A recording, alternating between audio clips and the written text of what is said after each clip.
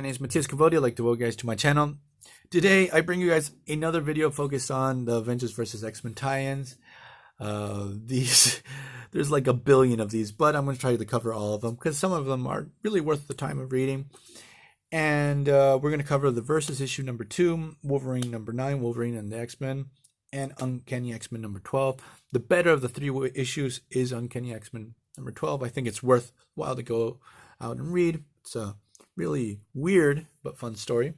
So the Versus issues, as I said in previous videos, they really feel like wasted opportunities because there's not much story to them. Wait, I have to move this over.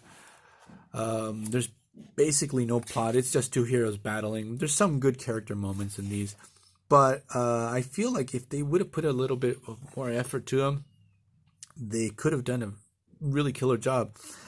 The battle between Captain America and Gambit, it's fun. It's better of the two that we get in this particular issue.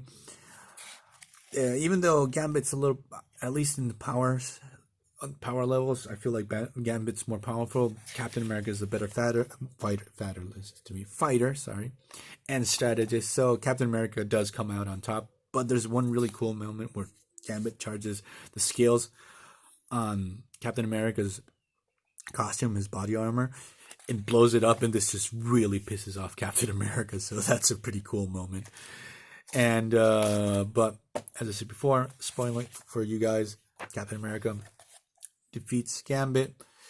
Then we have Spider-Man going up against Juggerlosses, and this is pretty much in very few pages they try to set up the classic Spider-Man story where Spidey goes up against impossible odds and just does what he can to deal with a dude that's so incredibly powerful that he can't do nothing to hurt him or stop him.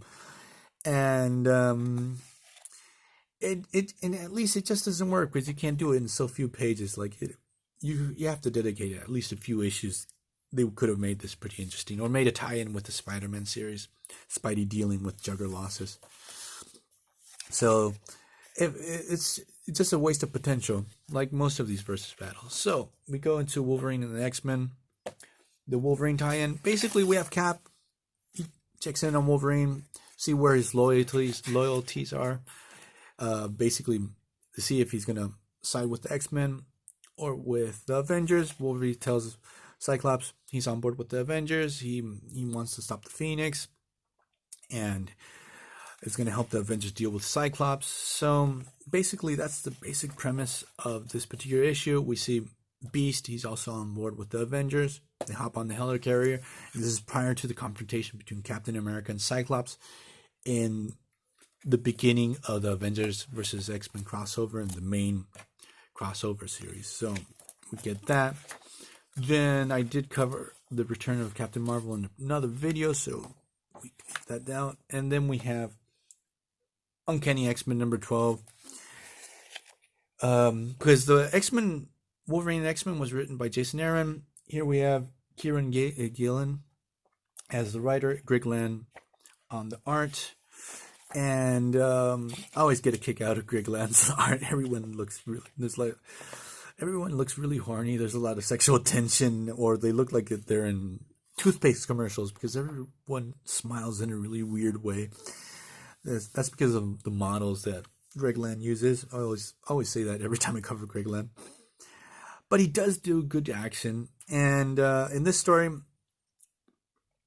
the Avengers go to Tabula Rasa because what happened previously, that's where all these tie-ins come from, is that Hope Summers creates this device that, because she escapes, everyone wants to find Hope Summers because she's going to be the new host for the Phoenix. She uses this device when she escapes and she's on the run that puts her position across different places of the world. So the X-Men and Avengers are going to these places to find her. That's what was going on in the Versus issue. And that's what's going on here. The Avengers go to Tabula Rasa, this place that was created during the X-Force, Uncanny X-Force run. It's like another Savage Land, but in the middle of the United States. We have Luke Cage, Thing, and She-Hulk arrive. They're trying to find Hope. And they are encountered by Namor, Hepzibah, and Sunspot. So the good thing about this issue, before we get into this battle, there's this guy on Tabula Rasa, this dude, I don't remember how he's called, but he's sort of like the protector of that place because there's sentient life, there's these weird alien dudes. So he realizes that there are people invading Tabula Rasa, and he goes to investigate. So, back to the battle. There's a pretty awesome battle. Like, Namor does a really dick move to Luke Cage. He blindsides him. He slams him into the ground, throws him into a lake. The Avengers start battling with the X-Men. Thing clocks Sunspot. And I said before, like, Greg Land's action, he does a pretty good job. It's just the really weird poses that, like, out of nowhere, like, She-Hulk's posing like a model. So we get a second round too. In the first Versus issue, Namor battles against Thing. And so Namor's back for round 2. They get into this epic battle. It's pretty awesome. And that weird alien dude pops up and he starts watching them. And so Namor and Thing are like, what the hell's going on? Why are you watching this battle? What's the deal? No, you guys go on. I have to observe you guys. Like, I'm unfamiliar with human customs and stuff like that. I'm curious. I'm like a scientist of my race. And Namor's like, what? What are you talking about? And so the alien dude tells Thing, and Namor's like, what? This isn't a mating ritual? Like, you're gonna mate? Copulate between yourselves? And like Namor and Thing's like, no way. And the battle ends abruptly. So it's a funny way of ending the battle. It comes sort of out of left field, but at least I found it to be pretty hilarious. The X-Men and Avengers realize Hope isn't in Tabula Rasa.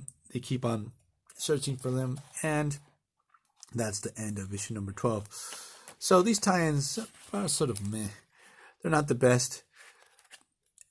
There's quite a bit of filler, and Uncanny X-Men issue is probably the only really good one. So I'm going to leave this video here. Leave it nice, short and sweet, and see you guys next time. Bye.